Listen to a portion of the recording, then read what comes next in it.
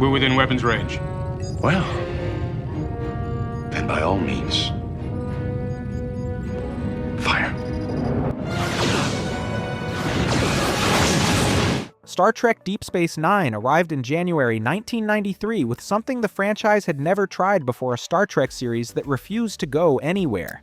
While every other Trek was built around a starship pushing into unknown space, Deep Space Nine planted its characters on a space station at the edge of explored territory and let the universe come to them instead. Over 7 seasons and 173 episodes, the show told stories about occupation, faith, political compromise, and a galaxy-wide war, years before serialized television became the standard.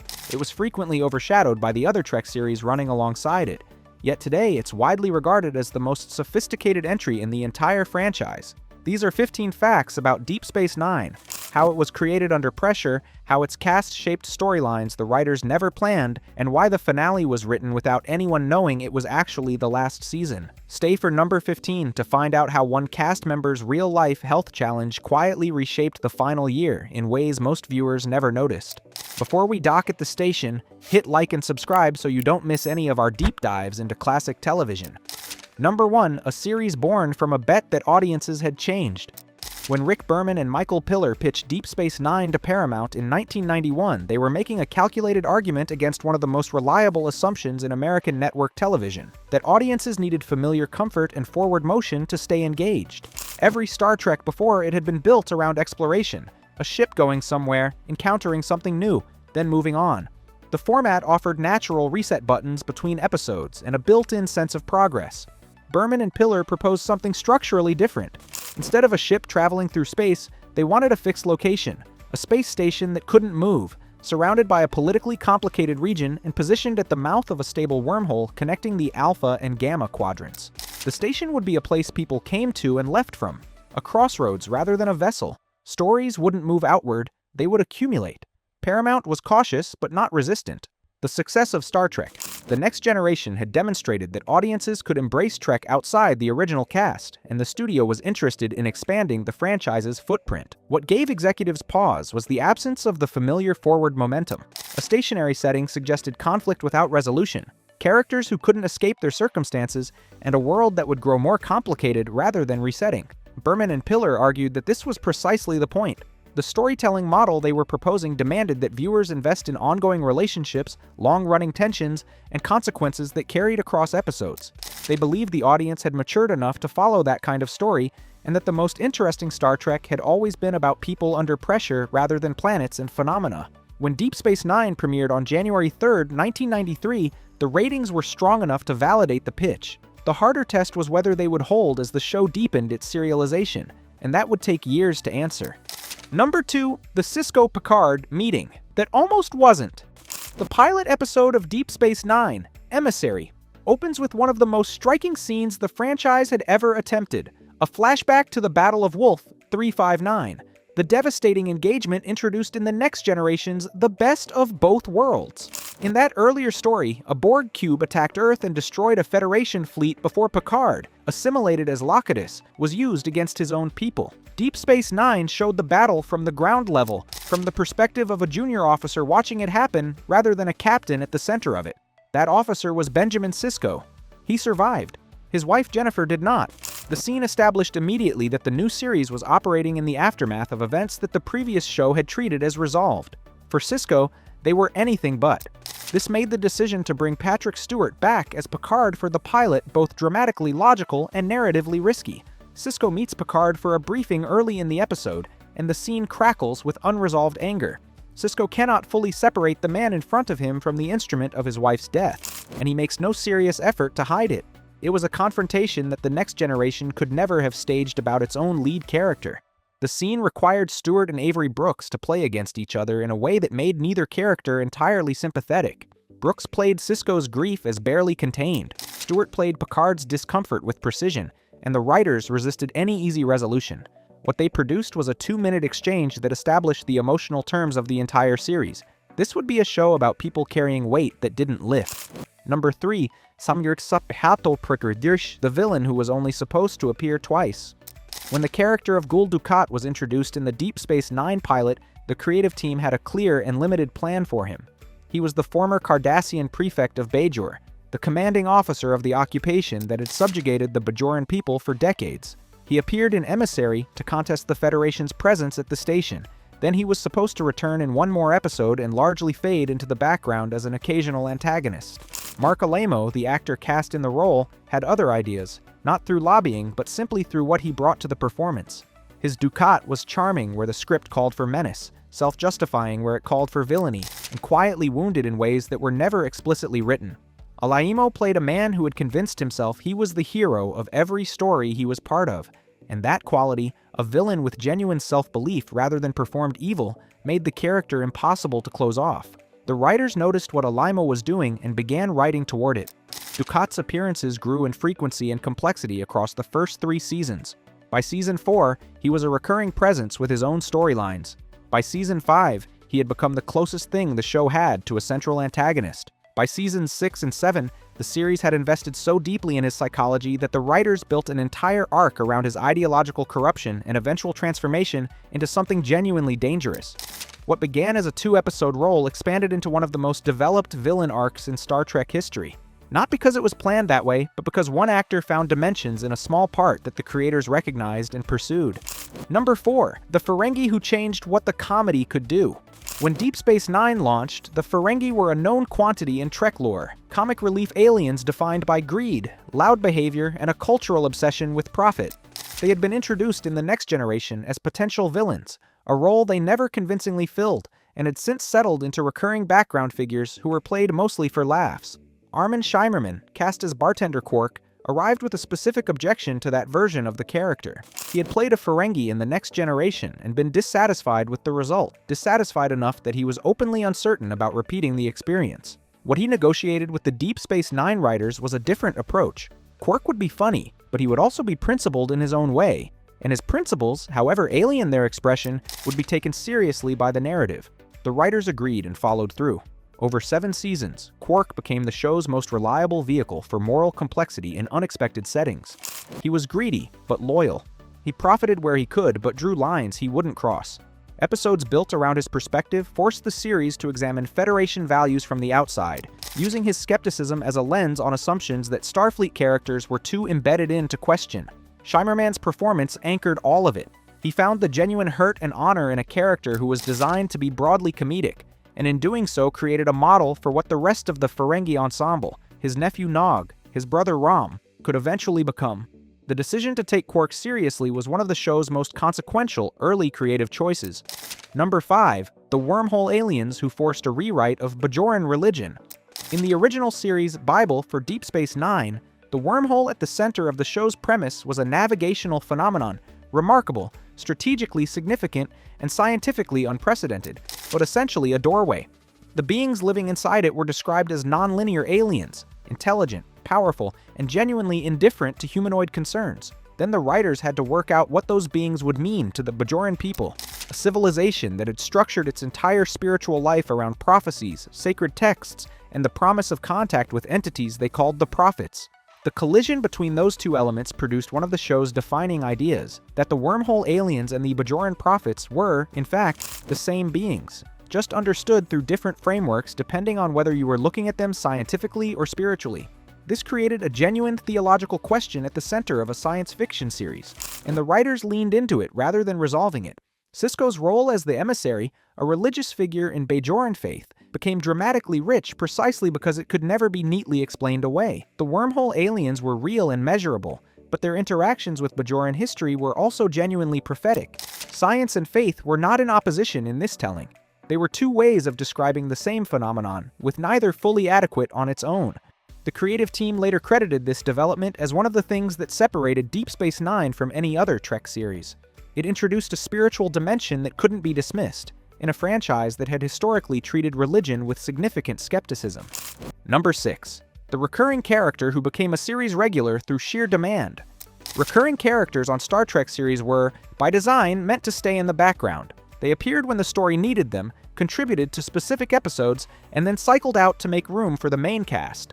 It was a model that had worked efficiently across the original series and the Next Generation without generating much pressure in the other direction. Nog, the Ferengi nephew of Quark, played by Aaron Eisenberg, was built on exactly this model. He appeared in the pilot as a minor figure, a young Ferengi boy whose friendship with Jake Sisko created an occasional plot engine.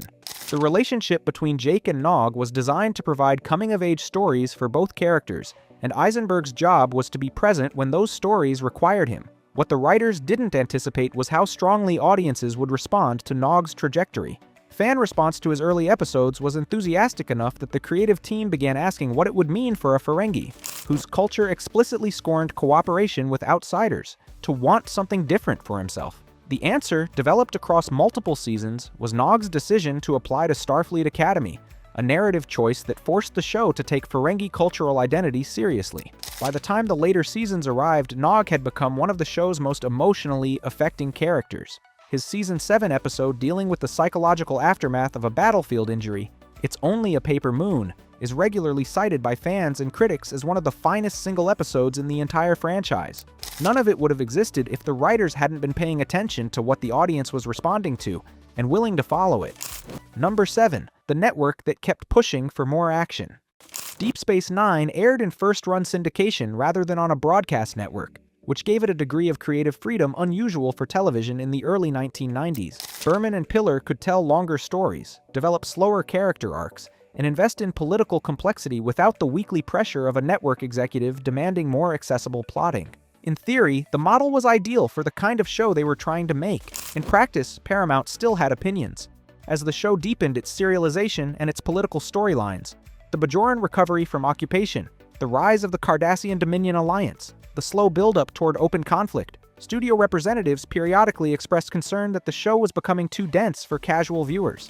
The suggestion, floated more than once across the early seasons, was that the writers find ways to increase the action content and reduce the time spent on station politics and religious subplot. The showrunners resisted, though not always directly. Their strategy was to demonstrate that the show's most discussed episodes, the ones that generated the strongest audience response, tended to be precisely the ones built around character and consequence rather than spectacle. When the eventual Dominion War arc began in earnest in Season 5, it delivered action at a scale no Trek series had attempted, but it worked because 5 seasons of investment had made every battle mean something specific to specific people. The tension between Paramount's preferences and the creative team's instincts was never fully resolved, but the writers won enough of those arguments to produce the show they intended. Number 8. The Mirror Universe as a laboratory for what the show couldn't do elsewhere. Every season of Deep Space Nine from the second onward included at least one episode set in the Mirror Universe, an alternate reality established in the original Star Trek episode Mirror Mirror, where the Federation had become the brutal Terran Empire, and familiar characters had darker counterparts. These episodes were distinct from the rest of the series in tone, content, and purpose. On the surface, they were entertainment, faster-paced, more theatrical, and freed from the moral weight of the main storyline, but the writers used them for something else as well. The Mirror Universe episodes allowed the cast to play versions of their characters with inverted values, suppressed traits, or biographical histories completely different from the ones that the main series had established. It was a way of showing what these actors and characters were capable of without disrupting the primary narrative. For Nana Visitor in particular, the Mirror Universe created a recurring alter ego, the Intendant, a mirror Kira who was manipulative, theatrical, and power-hungry in ways that the main series Kira Nerys could never be. Visitor played the character as essentially a different person sharing the same face, and the contrast between the two versions illuminated aspects of both. What made Kira Nerys good was thrown into relief by what the same person became without those qualities. The Mirror Universe episodes also gave the writers room to include characters who had died in the main timeline, most notably the mirror version of Jadzia Dax, which gave both the audience and the cast a form of continuation that the permanent decisions of the main series otherwise foreclosed. Number 9. The Dominion War arc that changed what television could attempt. By the mid-1990s, the serialized drama had established itself in specific corners of American television, but not in science fiction, and not at the scale Deep Space Nine was contemplating. The show had been building toward open conflict with the Dominion, a powerful political entity from the Gamma Quadrant, built around enforced order and genetic engineering, across 3 full seasons of diplomatic tension, espionage, and proxy conflict. When that war began in earnest at the end of Season 5, the creative team made a commitment that had no real precedent in franchise television. They would not resolve it quickly, they would not fight it episode by episode with episodic resets, and they would not protect their characters from its consequences. People would change. Some would not survive. The station itself would be occupied and then reclaimed in a multi-episode arc that sustained a single narrative thread across months of broadcasting. The 6-episode opening arc of Season 6, which saw the station fall to the Dominion and Sisko's crew wage a desperate guerrilla campaign from a borrowed starship, was constructed as a single story told across multiple installments, using a cliffhanger model that had previously been reserved for season finales. Executing it required coordinating visual effects, guest casts, and narrative threads at a scale the production team had never attempted. When it aired in 1997 and 1998, the response validated the approach.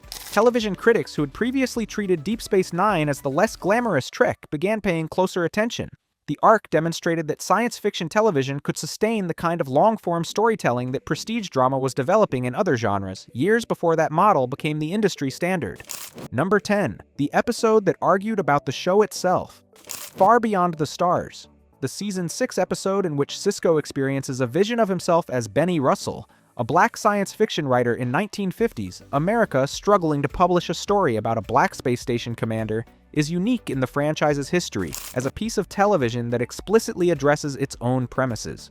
The episode was conceived by Avery Brooks and developed in close collaboration with the writing staff. Brooks had long been interested in exploring the real-world dimensions of what it meant to place a black man at the center of a science fiction series in 1990s America, and he found in the Benny Russell story a way to do it within the show's existing framework. The vision sequences allowed the main cast to appear as human characters from a completely different era, stripped of alien makeup and prosthetics.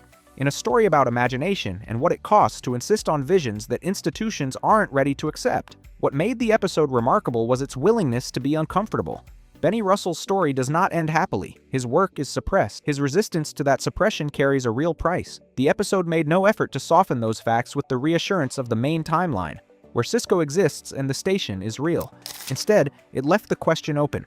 Is the station a vision that persists because someone refused to stop imagining it, or is the man who imagined it the real story?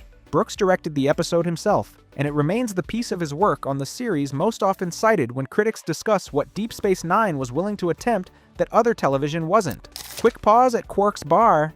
If these facts are sending you back to your Deep Space Nine memories, take a second to like and subscribe before the Defiant warps out. It helps Back Before TV and cinema keep exploring the classic series that shaped what television can be. And drop a comment below. What's your favorite Deep Space Nine moment? And does it hold up the way you remember it? Back to the station. Number 11. The Holodeck episodes that built a show within the show. Deep Space Nine used the holodeck less than its predecessor series, partly by design. The showrunners were more interested in the station's specific politics than in genre diversions, but the holodeck episodes it did produce were among the most formally inventive the franchise ever attempted. The Holodeck Noir recurring thread, built around the Holosuite program Vic Fontaine's 1960s Las Vegas lounge, became a genuine subplot of the later seasons. Vic, played by James Darren, was a holographic lounge singer who was aware, unlike most holodeck characters, that he was a program. That self-awareness became a source of both comedy and unexpected emotional weight. Characters came to Vic not to escape their circumstances, but to talk through them. And Vic's position as a witness with no stake in the station's conflicts made him an unusual sounding board. The episode Bada Bing Bada Bang committed fully to the genre exercise, staging a full Ocean's 11-style casino heist within the Holosuite program with the main cast in 1960s period costumes. It was one of the most purely enjoyable episodes the show ever produced, but it was preceded by a scene in which Sisko refuses to participate, explaining to Cassidy that he has trouble relaxing in a simulation built around a romanticized version of America in an era that would not have treated him or her as equals. The moment was one of the show's characteristic moves, using genre pleasure to open a real conversation and refusing to pretend the conversation was unnecessary. Number 12. The makeup that changed what science fiction could look like on television. Deep Space Nine's makeup department operated at a scale and ambition that set the series apart from almost everything else on television in the 1990s. The show maintained a principal cast of alien species that required daily prosthetic application. Odo's blank-featured changeling face, Quark and the Ferengi's extended ears and skull ridges, the Cardassians' distinctive neck and facial armor, the Bajoran's subtle nose ridges. For the Dominion War storylines, the challenge intensified. The Jem'Hadar, the Dominion's engineered soldiers, required full facial and cranial prosthetics that took several hours per actor to apply. As the war arc expanded the number of Jem'Hadar in recurring and guest roles, the makeup department was running multiple application chairs simultaneously. sometimes beginning work at 2 or 3 in the morning to have actors' camera ready for a standard morning call time. The changelings presented a different category of problem. Odo's ability to transform into any shape required effects solutions that combined practical makeup with early digital compositing in ways that were being developed in parallel with the episodes that required them. The team responsible for Odo's visual effects across 7 seasons was doing design and execution simultaneously, often without established precedent for what they were attempting. René Auberjonois, who played Odo, spent portions of nearly every shooting day in prosthetic makeup significant enough to restrict facial expression. What he brought to the performance, the quality of stillness and longing that defines the character, was achieved in spite of that constraint rather than because of it, and represented one of the more underappreciated acting achievements in the franchise's history. Number 13, the late addition who transformed the final 3 seasons. Through its first 4 seasons, Deep Space Nine had built an ensemble with a consistent core, and the internal dynamics of that ensemble. Sisko, Kira, Odo, Dax, Bashir, O'Brien, Quark, Jake had settled into familiar patterns. The show knew what each combination of characters could produce, and the writers had become expert at deploying those combinations. The addition of Worf in Season 4 was a response to specific external pressure. The Next Generation had ended, its film series was launching, and Paramount wanted a promotional link between the established character and the new series. Michael Dorn had played Worf for 7 years, and the character's combination of honor culture and Starfleet service gave him a natural place on a show about moral complexity in wartime. What the writers hadn't fully anticipated was how Worf's presence would energize storylines they hadn't been able to crack. His relationship with Jadzia Dax became one of the series' most genuinely romantic arcs, 2 characters from opposite backgrounds finding common ground in discipline, ritual, and a shared unwillingness to perform emotions they didn't feel. Their eventual marriage in Season 6 worked because the show had spent 2 seasons building it quietly, without telegraphing it as a destination. Worf also gave the Klingon political storylines a weight they had previously lacked. His position as a Klingon who served in Starfleet, and the conflicts that position created during the Klingon Federation tensions of Season 4 and 5, produced character-based political drama that the ensemble couldn't have generated without him. What arrived as a promotional necessity became one of the show's most valuable creative assets. Number 14. The finale that had to be written without knowing it was the finale. Deep Space Nine's 7th season was not originally planned as the final one. Renewal decisions for the syndicated series depended on ratings, station clearances, and Paramount's broader strategic priorities, none of which were guaranteed as the final season went into production. The writers were developing a conclusion to the Dominion War and the Bajoran arc simultaneously, but they were doing so without a firm commitment that the story would actually end. This created a specific kind of creative pressure. The showrunners had to write a final arc, the 10-episode endgame that would bring the war to a close, complete Sisko's arc as the emissary, and resolve the fates of the principal cast, in a way that would function as a genuine series finale if the show wasn't renewed, while remaining open enough to continue if it was. Ira Steven Behr, who served as showrunner through the later seasons, later described the process of writing What You Leave Behind as simultaneously liberating and disorienting. Liberating because the production team had enough confidence by the time filming began to commit to endings, real ones with consequences that weren't softened. Disorienting because the decision that those endings were permanent kept shifting in terms of how absolute they could afford to make them. The finale that aired in June 1999 committed fully. Characters died, others left the station permanently. Sisko himself departed into the wormhole in a manner that was clearly not a simple absence, leaving his pregnant partner and his son with something unresolved. It was a conclusion built for a show that had always been more interested in honest endings than satisfying ones. Number 15. The season that quietly reshaped itself around a cast member's illness. The 7th and final season of Deep Space Nine arrived in front of cameras with a storyline already in motion. The departure of Jadzia Dax, played by Terry Farrell, who had not renewed her contract after Season 6, and the introduction of Ezri Dax, a new host for the same Trill symbiont played by Nicole DeBoer. That transition had been planned, and the writers had prepared for it. What had not been planned was the diagnosis Avery Brooks received before the season began.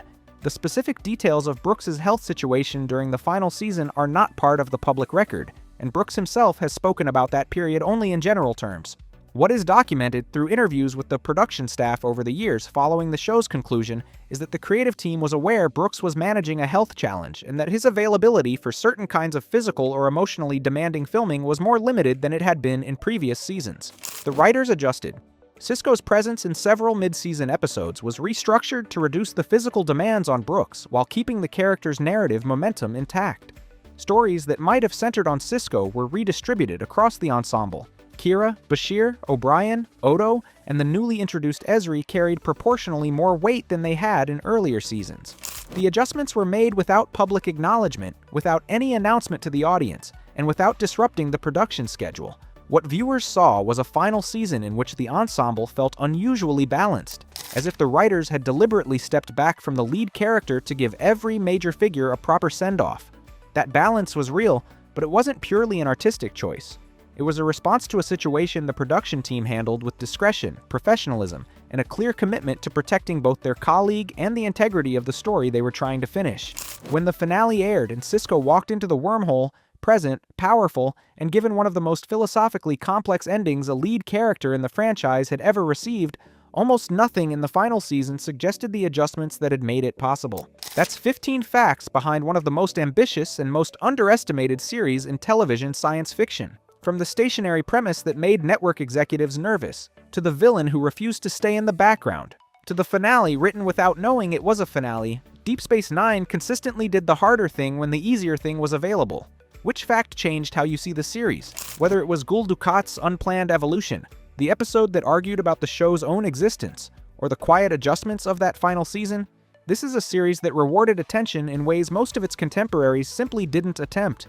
If this trip back to the station brought back memories of watching the Dominion War unfold, hit like, subscribe, and share this with someone who still knows every rule of Ferengi commerce by heart. And until next time, keep watching Back Before TV and cinema.